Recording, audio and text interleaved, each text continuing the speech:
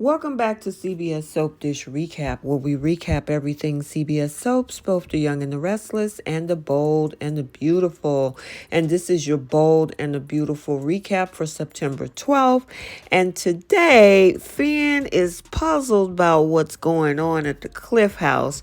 Thomas and Liam have a face-off, and Sheila makes a vow to get back to her son and her grandson. And we can't forget about the war between Brooke and Taylor. So before we unpack this, take a second to make sure you're subscribed to the channel, and please don't forget to like and share. So Friday's cliffhanger left us over at the Cliff House, and Finn is still on the phone in the other room while Sheila is down beside Hayes's playpen and tells him how much she missed him. So we're over at Forrester Creation, and you hear Brooke ranting at Taylor about her needing to respect boundaries. Now, Taylor denies that she's trying to undo Ridge being her husband or Hope being Douglas's mother. It's just happening naturally on its own. And the fact that Brooke thinks that she's doing it to her tells her everything she needs to know. Now, on the other hand, Brooke insists Taylor has some agenda, that she's trying to uproot Douglas from a stable home. Now, Taylor is arguing that Thomas deserves to be with his son.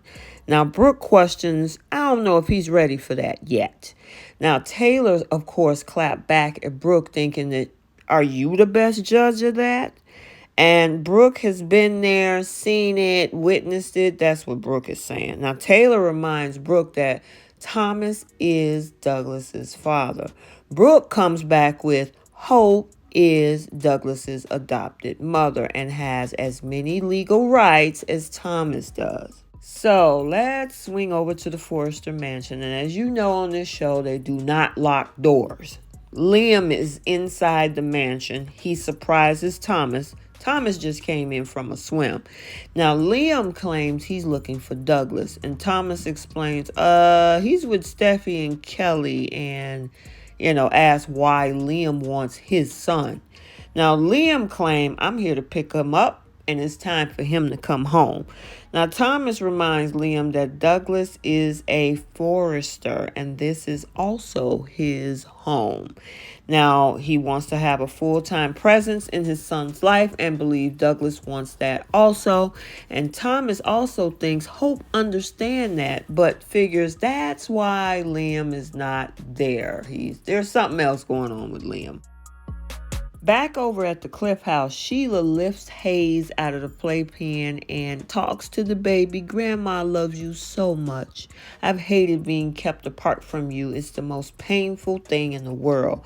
And she kind of sniffs and smells the baby boy, kisses him. As she's listening and hearing Finn wrap up on his call, she glances at the open patio door. Now, Finn comes out of the other room to find Hayes in his playpen, but he's wondering how that little stuffed animal got out on the floor because he know the baby can't throw it.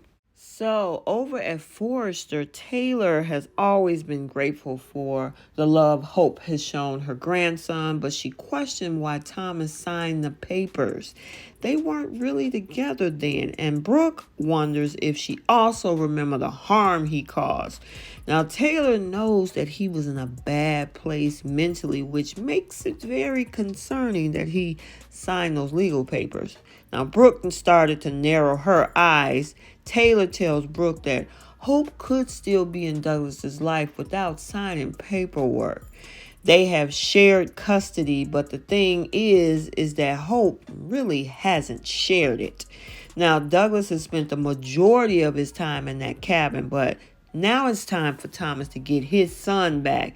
It's time for the boy to be with his father and the rest of us in the Forrester family. So let's talk about these two once again at the Forrester mansion. Now, Liam insists that he's just there to pick up Douglas. He'll wait till you get back. Now, Thomas tells him, okay, suit yourself, but Douglas has a little friend coming over for a cookout tonight. Now, Liam gets suspicious. He's chuckling. He scoffs at the idea that Thomas is now this changed man. Now, Thomas asked if he believes he loves his son and that his son loves him. Liam was like, yeah. Well, Thomas feels that that's all that matters then, and he wants to be a father to his son. He wants to deepen their bond as well. They've been getting closer, and he would think as a father he would respect that, and as a son encourage it, Liam. But instead, he's doing what he always does. Now, Thomas warns Liam that if he comes between him and his son Douglas, there will be hell to pay. Now, Liam insists that he's not trying to come between a father and a son, but asserts that Douglas belongs at that cabin. Really? How can Thomas not see that he's happy there? That's what he's saying. And Thomas argues that he's happy here too, and Hope has seen that for herself. Now, this is where Liam accuses him of hoarding the kid and using it as a reason to get Hope over there. Thomas shouts at him, "Stop. If you were insinuating," Liam like, "I'm not insinuating anything. I'm telling you to look in that mirror right now, because if you think your obsession with Hope is kicking back in, you need to stop." So over at the Cliff House, Zende drops by with sketches and to see his little cousins. Now Finn explains, "Look, I just put that boy down to sleep, so don't even think about it." And Kelly is out. And Zende was like, "Man, to think you almost missed your chance at all of this because of Sheila." Zende also pointed out that he's also adopted and figures Finn must be going through a lot emotionally on what, all this that just happened with Lee and Sheila. Now, Finn admits, yeah, it's been a challenging time, but he's just been focused on his family. Sheila's gone. I never have to worry about her or think about her ever again. She is never coming back. So now we're back over at Deacon's apartment. Now Sheila is reminiscing about holding her grandson again as she wipes off her face. "I wish I could have been there longer." And then Deacon comes in to check in on her. Now she brings Finn and Hayes up, and Deacon reminds her that that's not going to happen, because if they found out about their bear scheme and her running around free, you know what's going to happen. Sheila is still dreaming about being with her grandson, though. If only things could be different. If only. And of course, Deacon sits besides her and says, "I understand. I'm a parent too. Hope is my whole world, but their situations are different. You can never see Finn and Hayes again." So back over at Forrester Creations with these two. And Brooke tells Taylor that Hope will allow Douglas to spend time with Thomas and the Forresters anytime he wants. Taylor reiterates that Thomas wants a permanent arrangement. Hope and Thomas share custody, but she hasn't been doing the sharing. She's been keeping Douglas to herself. Now, Brooke hollers back that Hope stepped up and gave that boy a stable home when Thomas couldn't. Taylor then shouts back, "And now he can." And Thomas is ready to be a loving and devoted father to his son. So back over here at the Forrester Mansion with these two now, Thomas feels like they finally got to the real reason for Liam's visit. Liam tells him, "Oh, you're doing it again. You're keeping Douglas over there and luring Hope to come over for visits." He's not getting invited, which tells him that Thomas is fantasizing about himself, Douglas, and Hope as his perfect little family again.